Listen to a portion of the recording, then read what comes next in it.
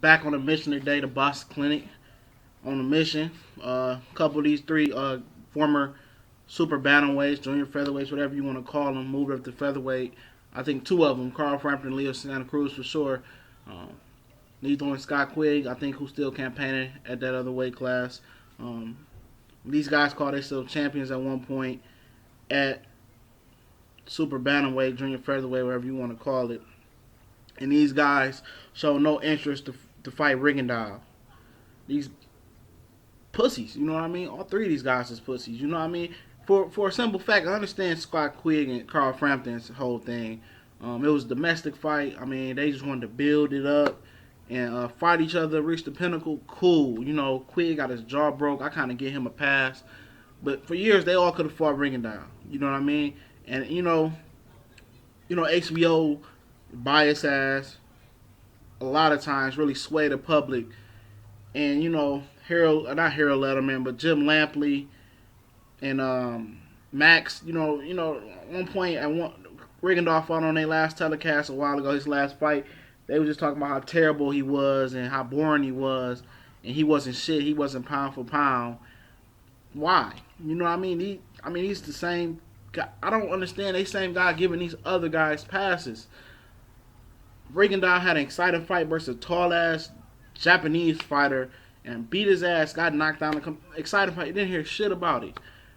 But Scott Quigg, Carl Frampton, Leo Santa Cruz, do anything, you hear everything about them. But these guys don't, in this era, don't want to be competitive no more. They don't have no fire under their ass no more.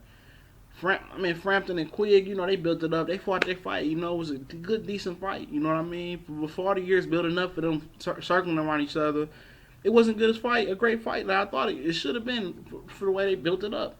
But Santa Cruz, man, he's a real bitch. I don't care what you say. Al Heyman, he's cool and all at maximizing your dollars, but he hasn't forced Santa Cruz to step up not once. And people say, well, he fought Abner Mares and Kiko Martinez. Fuck that. Kiko Martinez, somebody just whooped his ass not too long ago. And Abner Mares was just too small. You know what I mean? He was too small. And he just got knocked out by Johnny Gonzalez. If he never got knocked out by Johnny Gonzalez and beat Johnny Gonzalez, we probably would never be talking about Santa Cruz fight Abner Mares. Because Santa Cruz don't take no risks. I see them fight guys with like 16 fights. He got like 20-something fights. And the guy had never been challenged. And he didn't never do shit in his career. And Santa Cruz struggled with him. He arguably could have fought a draw. And Santa Cruz just do all this ducking and moving up and don't want to fight nobody. He ain't shit. He don't have no real skills. Don't move his head. Just come straight forward. Gary Russell would tear that ass up. Vasily Lomachenko would tear that ass up. Rigondeaux would tear that ass up.